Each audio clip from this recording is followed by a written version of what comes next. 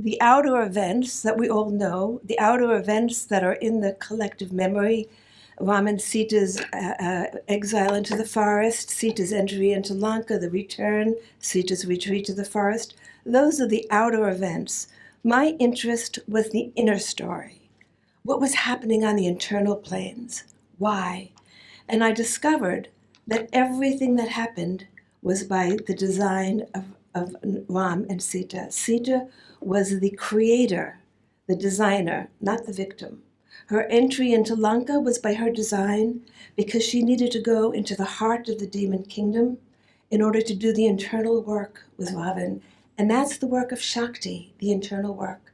She did the internal work while Ram did the external work.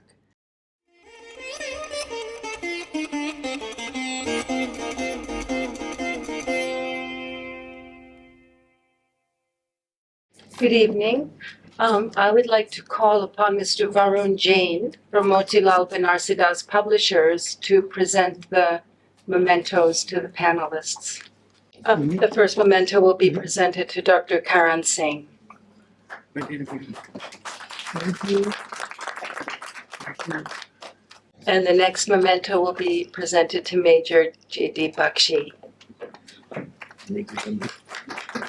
Thank you. And the other memento to Dina Miriam.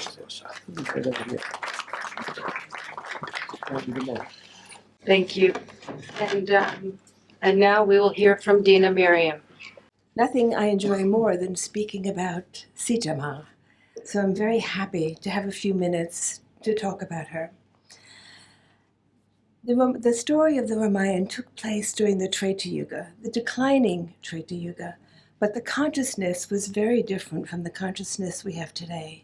Mind powers were much greater use of telepathy. There was an understanding of our unity with the whole, with the natural world. The sense of separation, of domination, had not entered the human mind. It was generally a more peaceful time. Of course, there were rascals that had to be battled, but it was generally a more peaceful time. And there was greater converse and seeing into the other dimensions of reality, the higher dimensions of reality. So this story unfolds at that time. Sita and Ram, for me, are not just historical figures, but living presences. And since writing this book, I've been much more aware of the presence of Ram and Sita in my life. So I want to read a few pages of the end of the book. Throughout the book, the outer events that we all know, the outer events that are in the collective memory, Ram and Sita's exile into the forest, Sita's entry into Lanka, the return, Sita's retreat to the forest, those are the outer events. My interest was the inner story. What was happening on the internal planes? Why? I discovered that everything that happened was by the design of Ram and Sita. Sita was the creator, the designer, not the victim. Her entry into Lanka was by her design because she needed to go into the heart of the demon kingdom in order to do the internal work with Ravan. And that's the work of Shakti, the internal work. She did the internal work while Ram did the external work.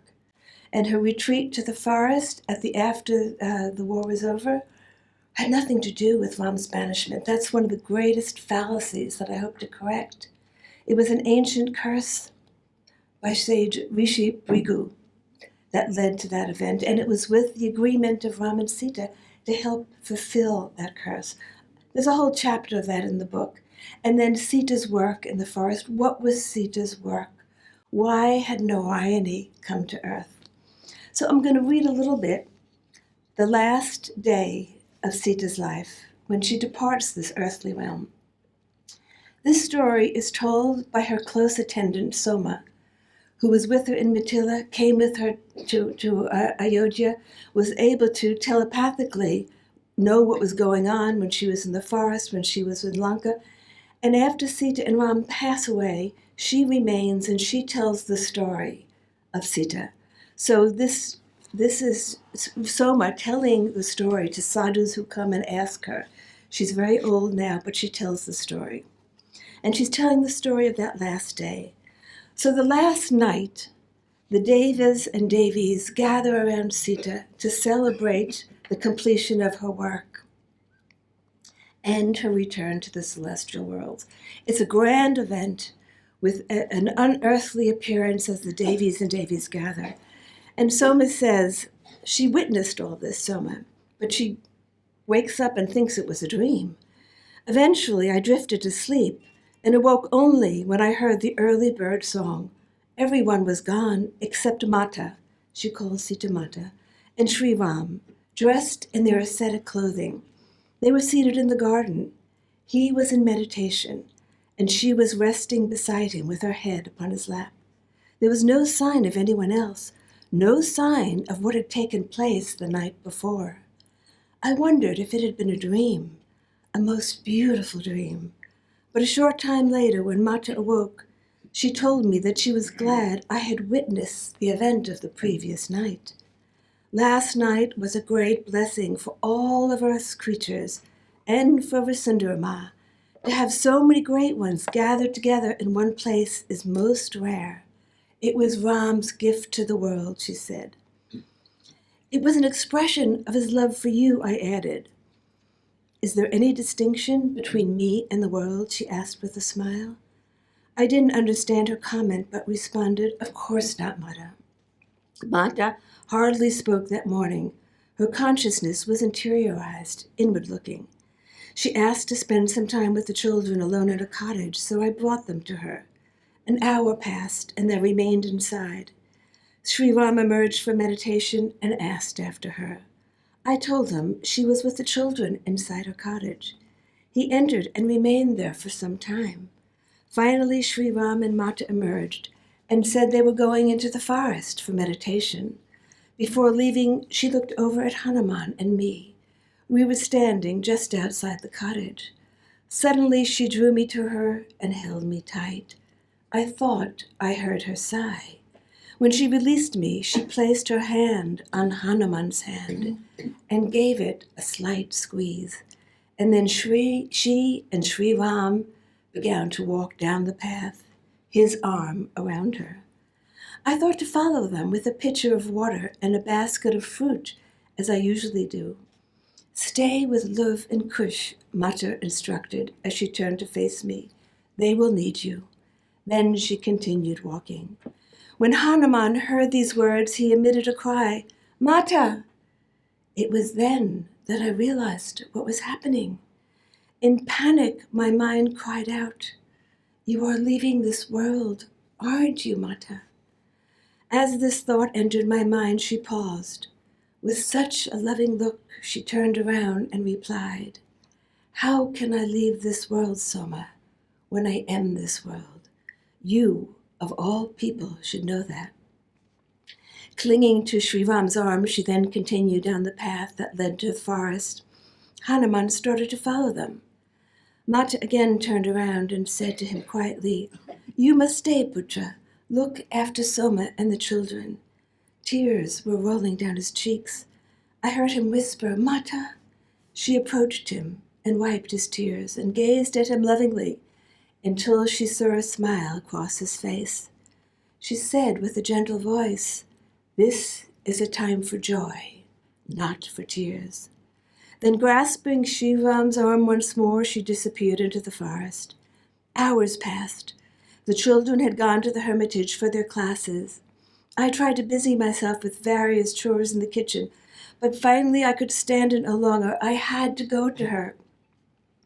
Under the pretext of bringing them nourishment, I filled the jug with water and a basket of fruit and headed into the forest. Hanuman was seated by the gate, waiting for both or one of them to return. I knew where they would be, as there was a spot on a large boulder in a clearing where they liked to meditate. This is where they always went for meditation, Sri Ram and Mata. So I went with the food and water. I found them meditating. One of Sri Ram's hands was resting on top of Mata's. That was how close they sat. As I lay down the basket and jug, Mata briefly opened her eyes. Thank you, Soma, she said with such kindness.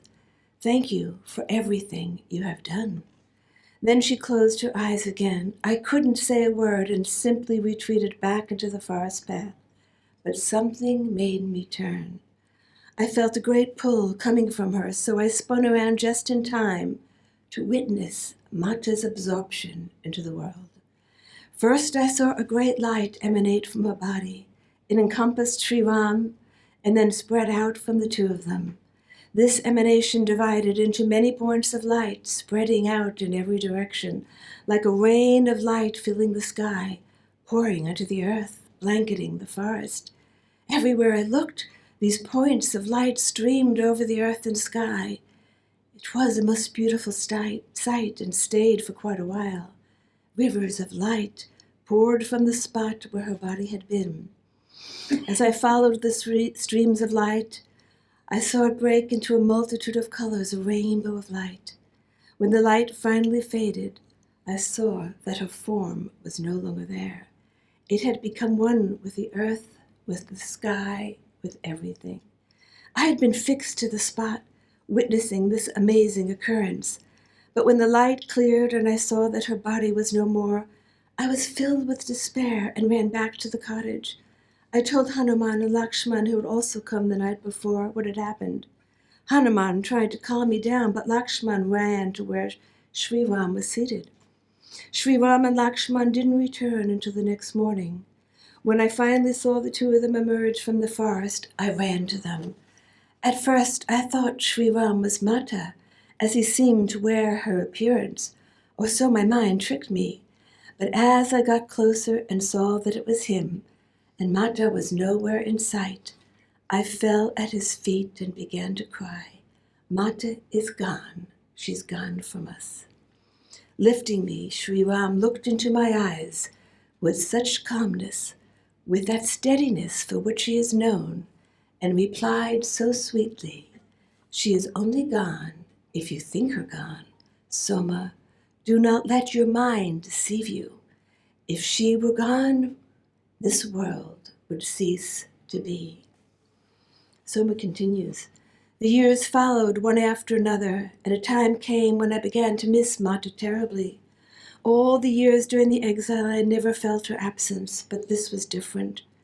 One day the sorrow became overwhelming, and I fell into the ground, calling out to Vasundarama, 'Why have you taken my Mata? Why could I not follow her?' Just then I heard footsteps, and I felt two arms gently lifting me up. I heard his voice, that sweet and caring voice. Why these tears, Soma? I found myself looking into the calm and steady eyes of Sri Ram. Prabhu, the only purpose of my life was to serve her. Now that she is gone." "Gone?" he exclaimed. "Have you forgotten her words to you that day? But why, Prabhu, can I not see her, feel her presence if she is here? Sometimes we humans cannot see what is right in front of us. Look, Soma, and see her step out of the sunlight. See her beautiful form arise from the earth. Look, Soma, open your eyes." He gently tapped me on the forehead, and indeed, I saw her smiling at me, stepping out from between the streams of sunlight, emerging from the earth and swaying in the gentle breeze. She was everywhere. That was Sita. That is Sita.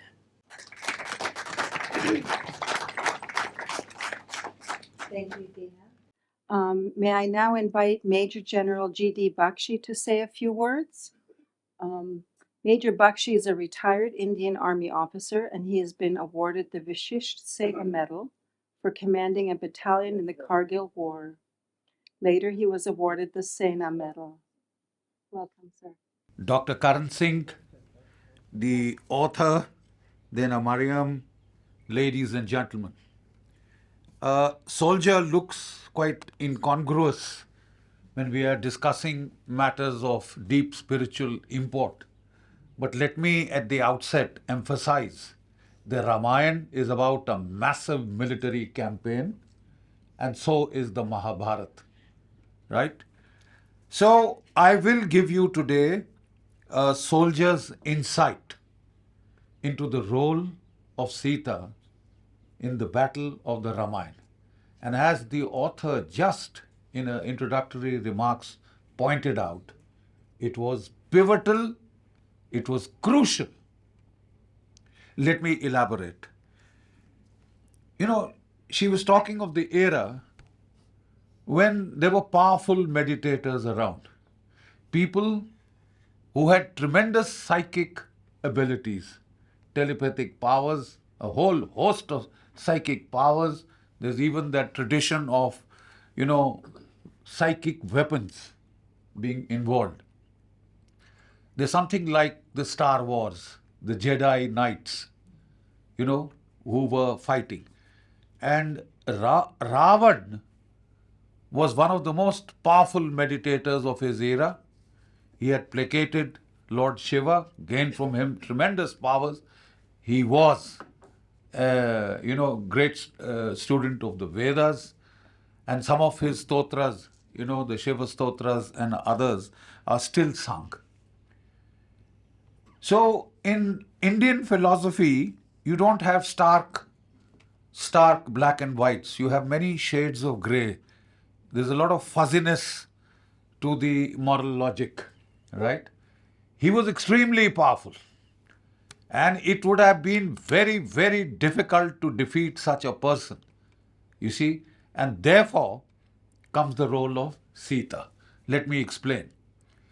The Gita is about managing two negative emotions in combat, right?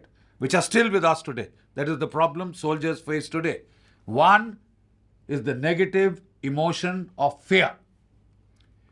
A soldier who, gets scared to hell, and most of us do, but you are not supposed to show it. But when you get scared to hell, you suddenly get a AK-47 going off in your face. You see, that is the time that you forget all that you have learned. It is a disorganizing emotion, and, a man, he's learned to remove a stoppage in his rifle, but his hands are trembling, he's shaking, he can't do it because it is a disorganizing emotion. The second disorganizing emotion is guilt. The second disorganizing emotion is guilt. A man overcome with guilt cannot think straight. And if you want to know exactly the psychological, impact of guilt, read Crime and Punishment, Dostoevsky's Crime and Punishment. The way it twists your mind. So if you have to fight with a man who has a very strong mind which can almost, create reality, distort reality, then you have to, it's a battle of the mind. Instilling fear in a warrior like Raman is not easy. So what is the next that you do? You instill guilt, debilitating guilt. Please understand what I'm trying to say. In Jungian psychology, they talk of the archetypes. Each one of us has a male archetype in the lady and a female archetype in me. My X and Y chromosomes, they're just one difference of one, right? So there is a male component, there is a female component, and Carl Jung, the psychologist, calls that the anima and the animus. One of the ways to devastate a person is to suddenly confront the man with his anima. Let me explain this in a little more detail, right? The anima is, your idealized female. In the Ramayana, the idealized Indian feminine is the Sita. Demure, quiet, you see. And in the Mahabharata, it is Draupadi. Fiery, assertive, and she represents the feminine anima of that particular age.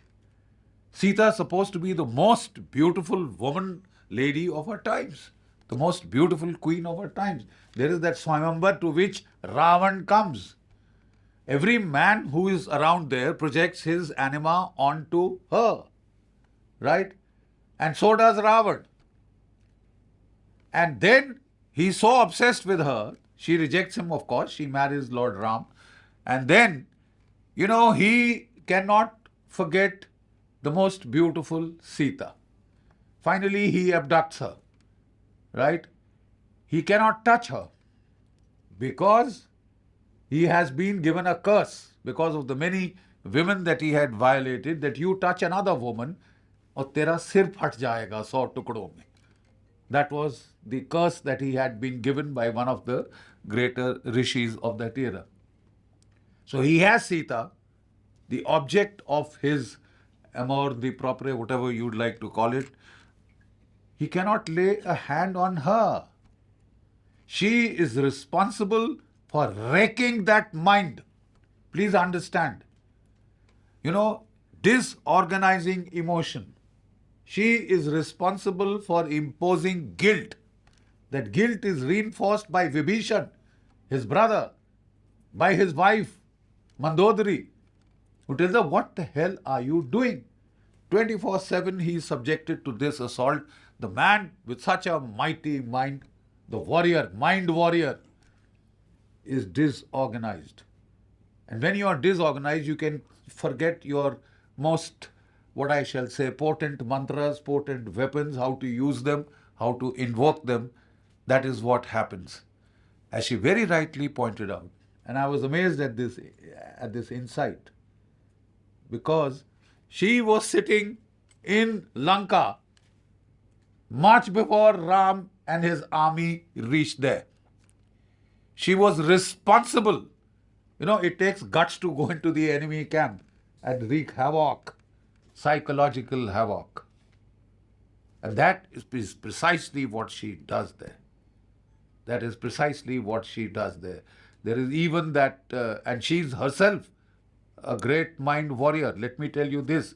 When Ravan goes to her and says, I can, do this to you, do that to you, she just picks up that sharp-edged, piece of grass and she points it at him. You see, you can focus your mind energies onto anything that can harm. And you can deal a psychic blow. You can deal a psychic blow. And just before all of this sounds like a lot of an old soldier obsessed with Star Wars and Jedi Knights and Das Vadir, let me just inform you that in the 1970s, the CIA, there was panic in the CIA that the KGB was far ahead of them in psychic wars, in mind control. And then the CIA sent a whole lot of people to pick up to the various ashrams. That was the time of Maharishi Mahesh Yogi, who standardized transcendental meditation, and people all over the world learnt it. Then it could be subjected to scientific investigation because it was a standardized, formalized format, devoid of the mystic mumbo jumbo, right? Then the ashram that they really went and learnt a lot from was Swami Muktananda Paramahansa Siddha Yoga. And of course, they had the earlier, our ambassadors were Vivekanand, Swami Yogananda, your guru, Osho Rajneesh to an extent.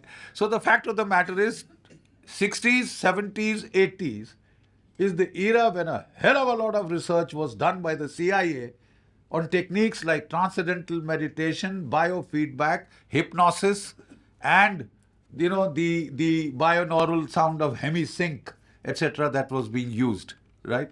So the fact of the matter is, this is not all mumbo jumbo. A fair amount of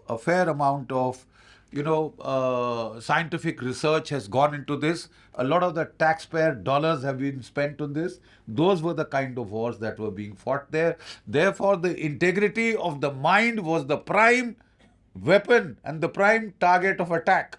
And like I said, how do you attack a mind that evolved? A mind that evolved, and yet there was a Achilles heel. Because he in the spiritual field had gone much ahead, but he had no control over his emotions, his instincts. And that is Ravan.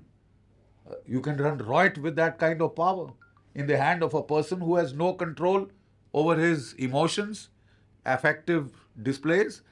And now, when he has to fight the crucial battle, right in the center of his capital, in that Vatika, a lady was put who can destroy that mind before battle, who can render it ineffective, right? That is precisely what was done.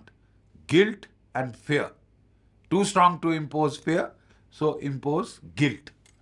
And it is still being done to us.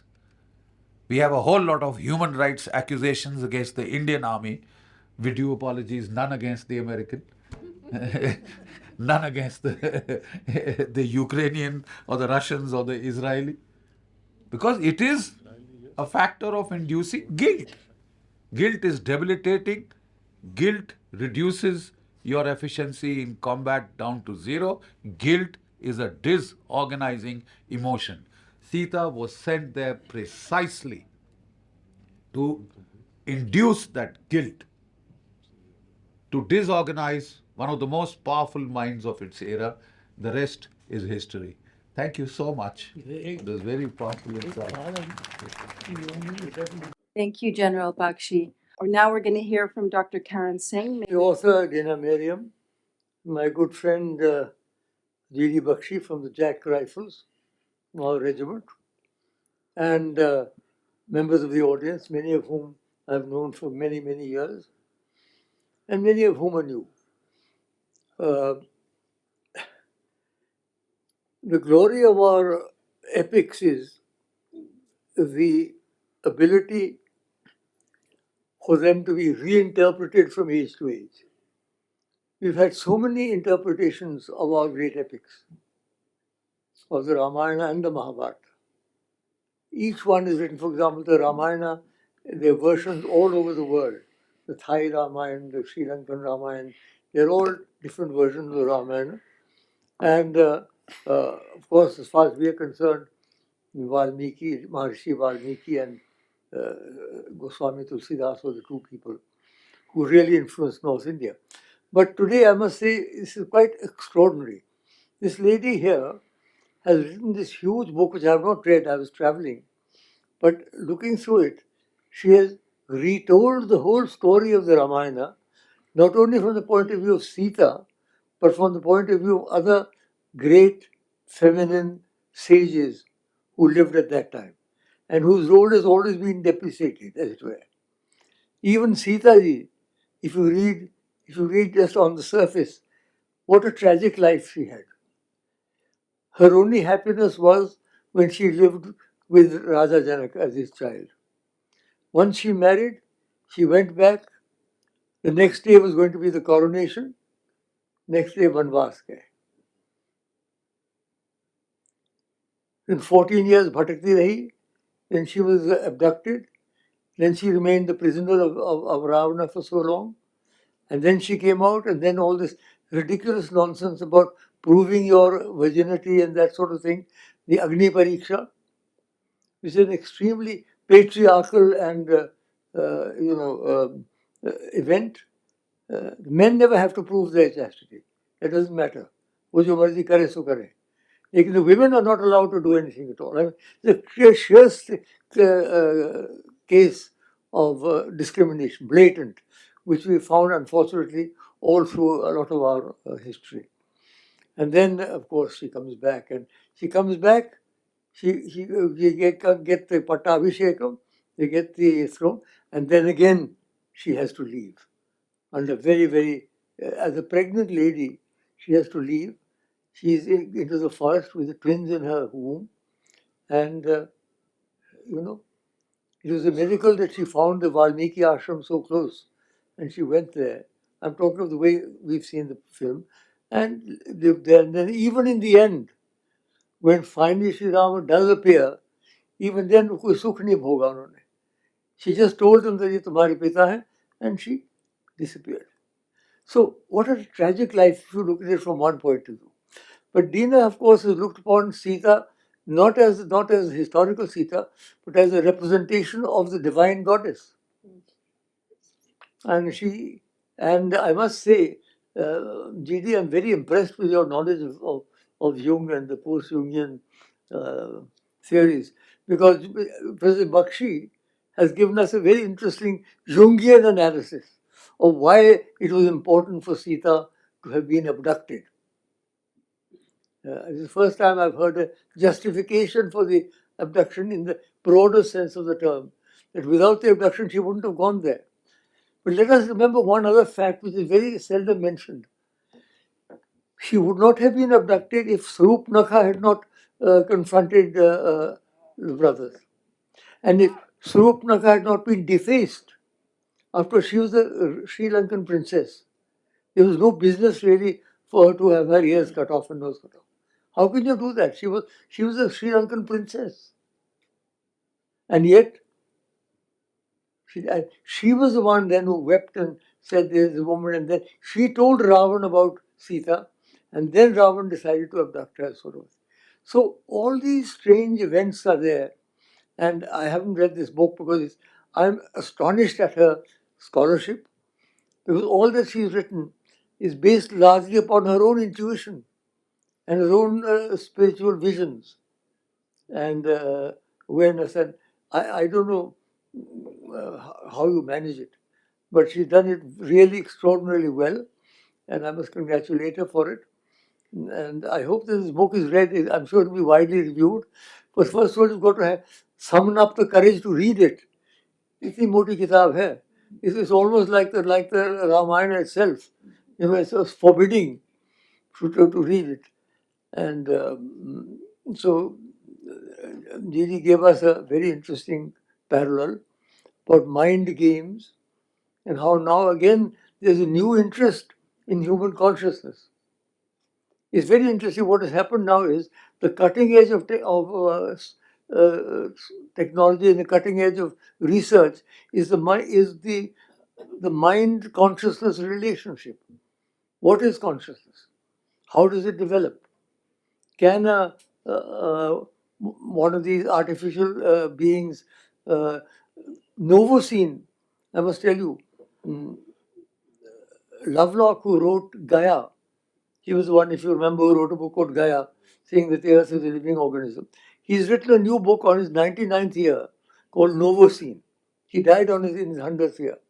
And he says that, in his view, new beings would emerge from existing technologies who would be far superior to the human beings and who may treat human beings like we have treated animals and other beings that were there.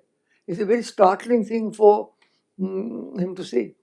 But the development of artificial intelligence now has brought into question quite a lot of our assumptions. Where does consciousness lie? And if these artificial entities continue to get more, as it is, they are much brighter than human beings. They can think 10,000 times faster. तो आत्मा कहाँ से आती है? Where the आत्मा कब आएगी? Where, from our point of view, अगर हम देखें, where will the आत्मा enter? Is the आत्मा coterminous with this consciousness? Does it reside in the consciousness? Or is it's eternal, of course, but the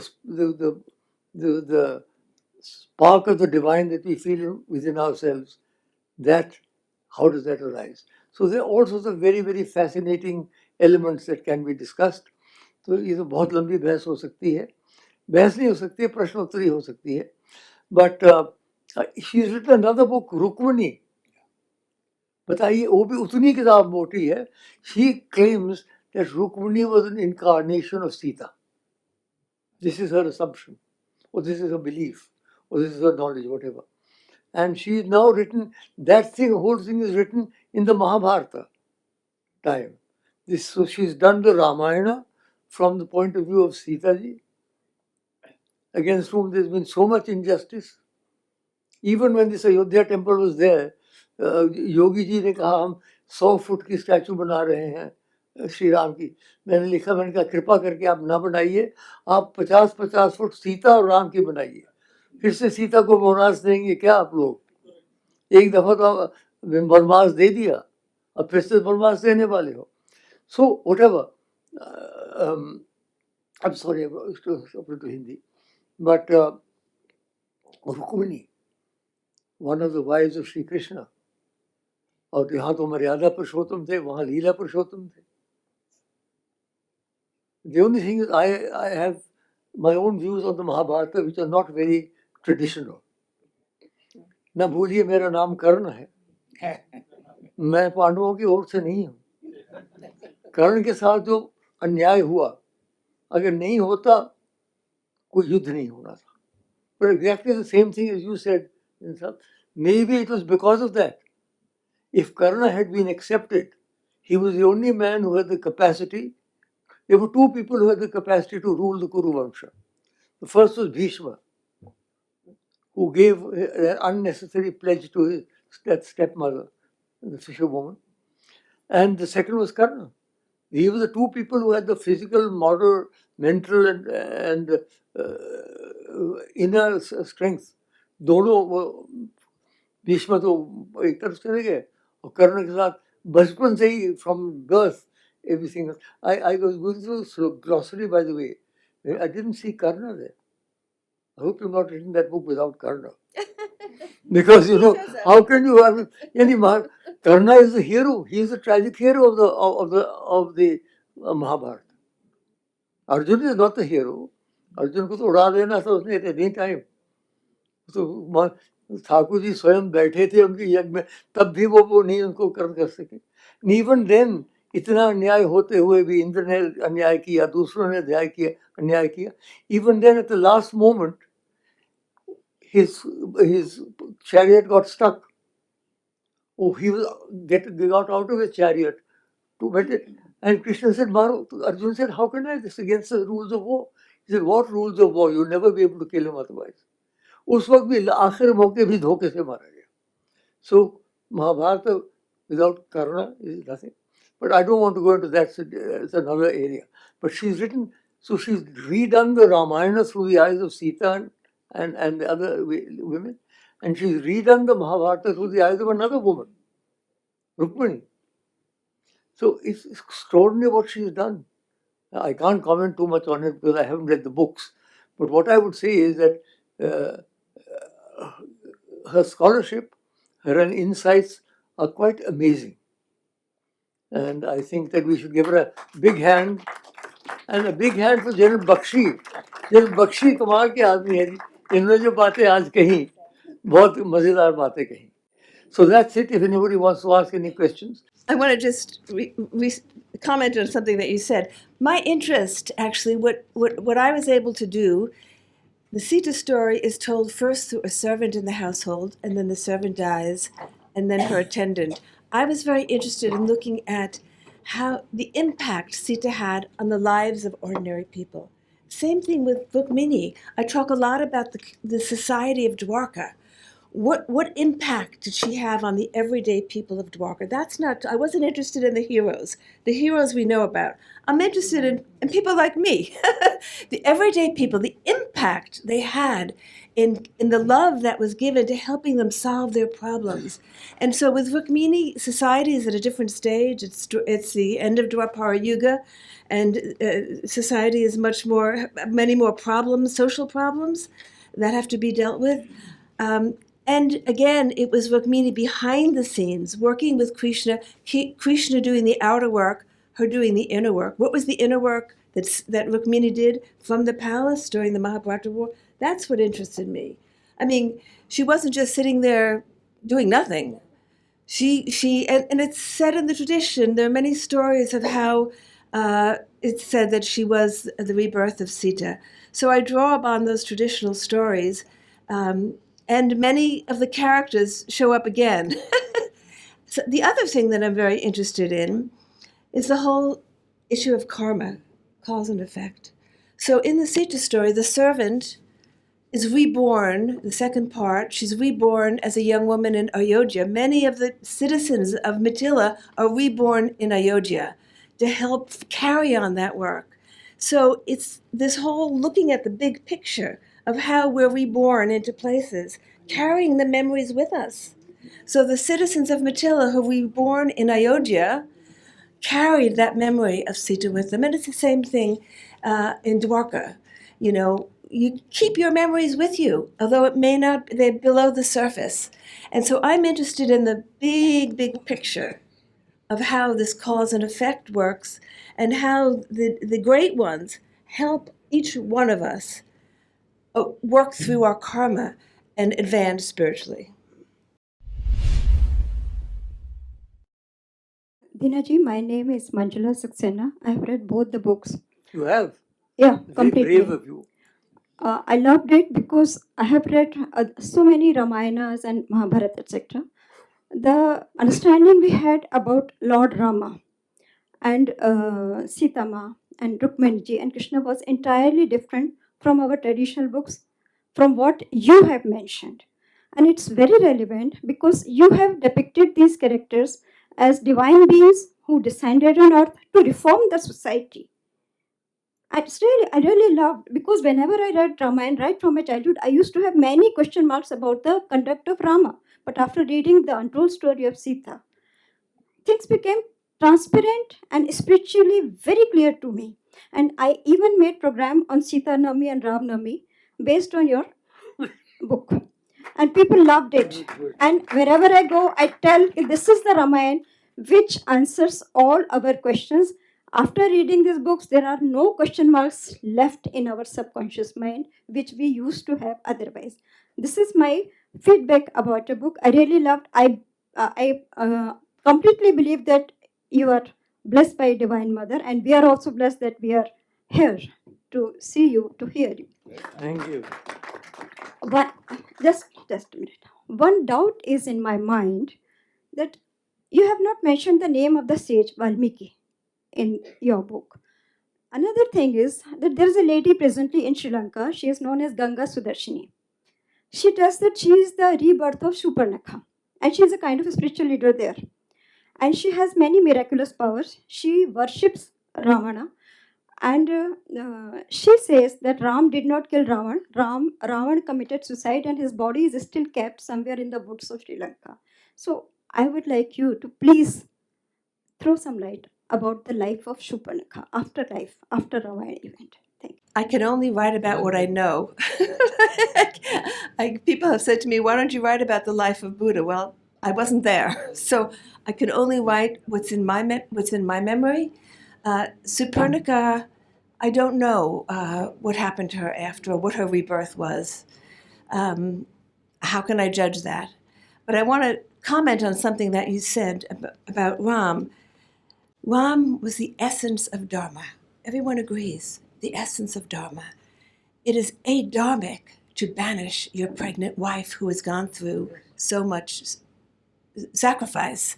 That's not Dharma. It's inconceivable to me that the Ram I know, who was the epitome of love, I mean, what is Dharma? It's the foundation is love, the epitome of love. So scholars have told me that that part was added later. And I think it was added during the descending times. Treta Yuga was descending. When patriarchy came in, this story took place, it was pre-patriarchal. Women rishis, women sages, women had freedom of movement. It was pre-patriarchal. But as the times descended, somebody thought, well, we have to make sure women know they can't stray. They stay away, they're going to be punished. That thought came in, and that was added. Yes, there's in the collective memory that Sita did retreat to the forest, but what was the cause? What was the cause? It wasn't Ram. There was another cause, and that's to be explored.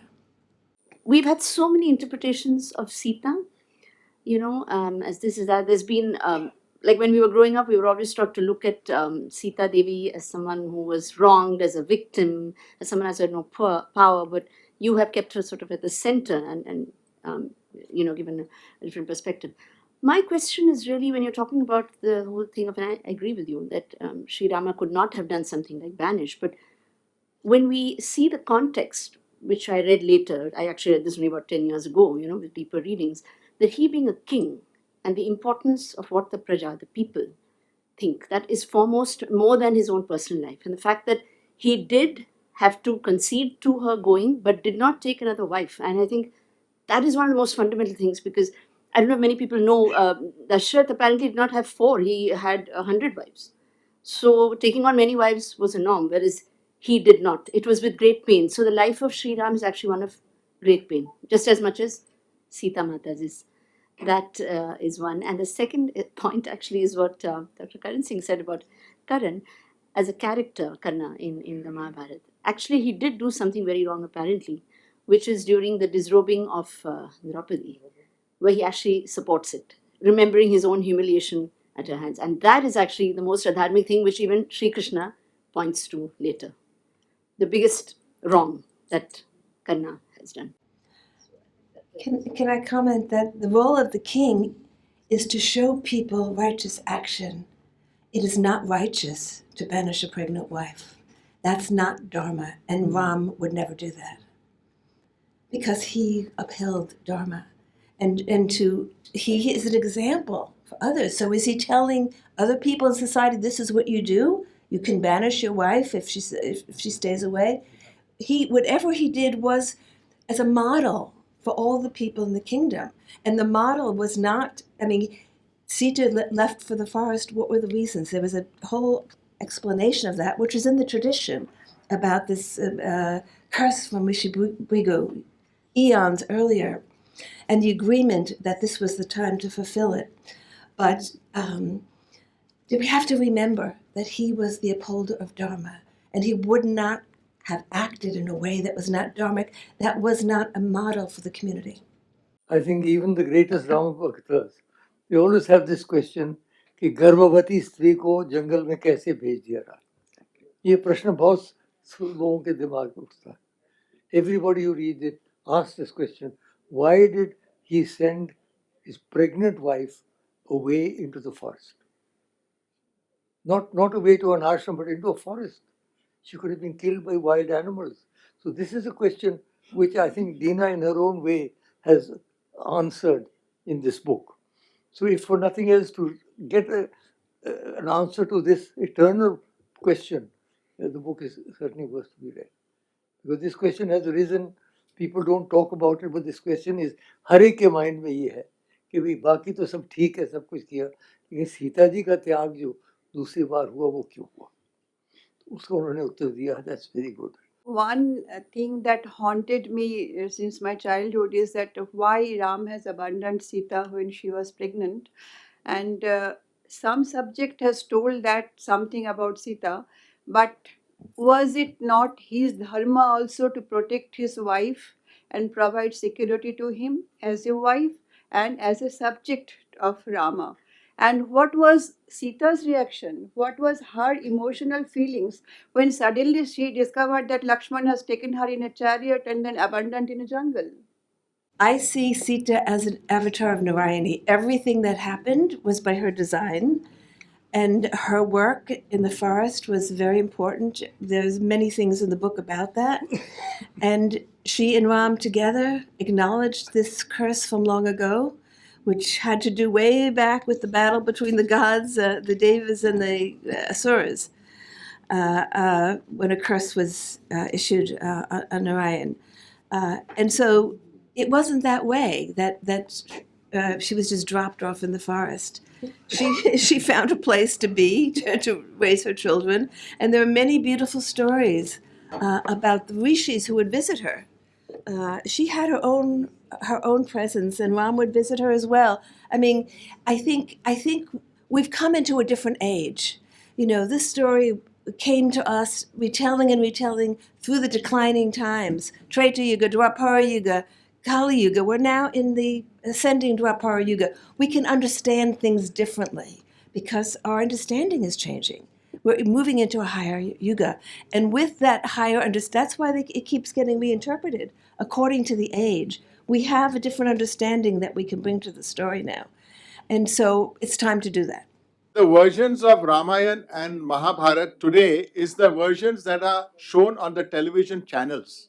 I mean, my school days or early college days, when we saw the Ramayana and the Mahabharata, of course, the streets of the city would be I so know. silent during that time. So whatever I learned first time was from the TV serials. And it is so vividly portrayed. So after reading some books, but every time you come to IIC and when you have these kinds of book release functions about the ancient epics, it brings new knowledge.